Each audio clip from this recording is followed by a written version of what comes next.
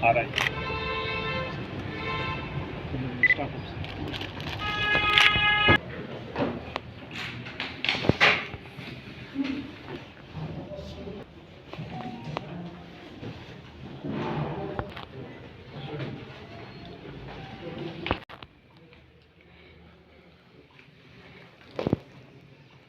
इसको वो करा दें सर, चेंज करा दें। चेंज करो इसको।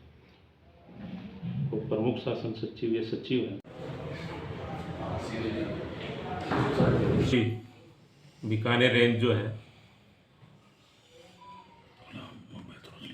उसमें पूर्व में गंगानगर में पद स्थापन रहा है। शेखावाटी का रहने वाला हूँ, तो यहाँ का जो क्राइम पैटर्न और यहाँ का बेसिकली एग्रीरियन जो सोसाइटी है, किसानों संबंधी समस्या है, आपका साइबर क्राइम संबंधी है या गैंगवार संबंधी पुराना जो इसका हिस्ट्री रहा है, तो उसको लेकर के जितने भी हार्डकोर क्रिमिनल्स हैं, फिरौती वाले हों, चाहे वो इलीगल एनडीपीएस में, एक्साइज एक्ट में जो हार्डकोर अपराधी रहे हैं या जो थ्रेटनिंग देने वाले हैं, उनका सबका डेटाबेस बना करके, और हमारा प्रयास ये रहेगा कि उनको स्पीडी ट्रायल करा के कन्विक्शन कराएं। कन्विक्शन हमारी प्राथमिकता रहेगी। जनरली हम देखा गया है कि हम अच्छी प्रेस कॉन्फ्रेंस करते हैं, मुलजिम पकड़ लिया, मुलजिम पकड़ने के बाद प्रेस कॉन्फ्रेंस की, खुश हो गए। थोड़े दिनों बाद में पता लगता है कि साहब जो आपने चालान पेश किया वो आराम से बरी हो जाता और परिवादी और समाज उसको अपने आप को ठगा हुआ सा महसूस करता है।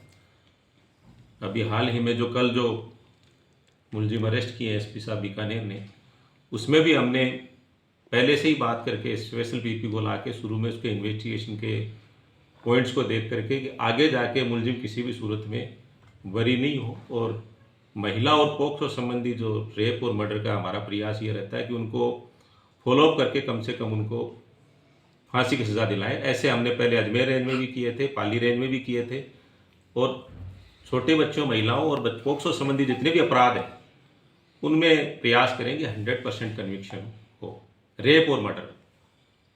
एक तरह से बॉर्डर एरिया है, आप गंगानगर पंजाब नज़दीक पड़ता है, नशे का कारोबार बहुत ज़्यादा है।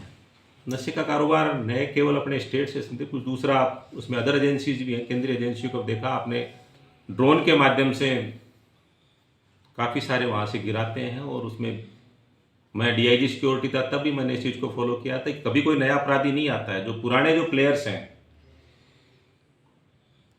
22-23 में हमने देखा कि जो तरन तारण के, पंजाब के, मुक्तसर के, मलोट के जो भी चालानशुदा अपराधी थे, जिनके 22-22, 23-23 मुकदमे थे, अगेन वही अरेस्ट कर रहे थे, वही इसी धंधे में लगे। जेल से जमानत हुई, जमानत होने के बाद दोबारा उसी में लगे।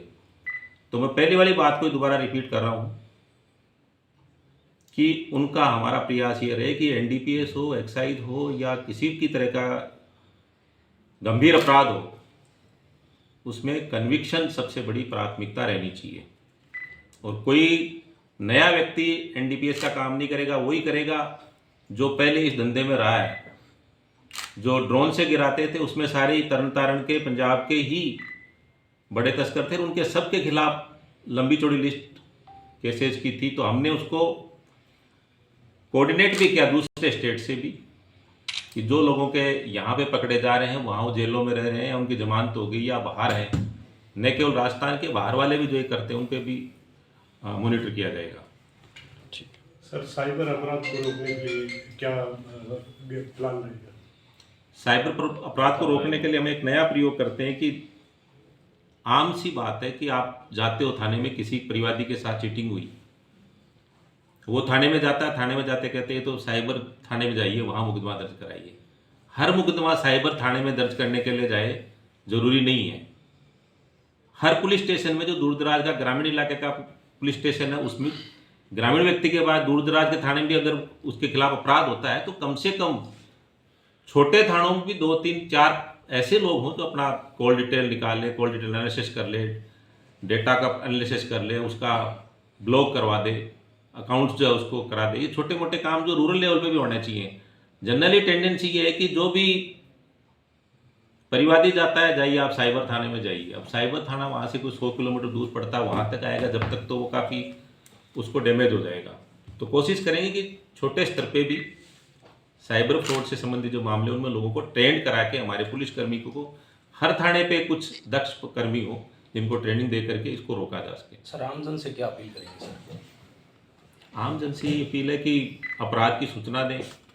कोई गंभीर घटना घटित होती है तो पुलिस को अकेले को ही जिम्मेदार ठहराना, इसके लिए समाज और साथ में मीडिया, जनप्रतिनिधि, हम सब की जिम्मेदारी कि अपराध मुक्त समाज हो और उसमें हम उसको जितना हो सके अपराध मुक्त कराएं और कन्विक्शन करने में अपराध न हो इसके लिए पूर्व में ही अगर कोई अपराध होता है, किसी गली मोहल्ले में कोई स्मैक बेच रहा है, शराब बेच रहा है, तो वो सूचना पुलिस के बाद में आती है। गली वाले को पहले पता है, मोहल्ले वाले को पहले पता है, तो उसकी सूचना वो समय पे दे ताकि एक बड़ा अपराधी बनने से पहले शुरू में उसके विरुद्ध कार्रवाई हो जाए।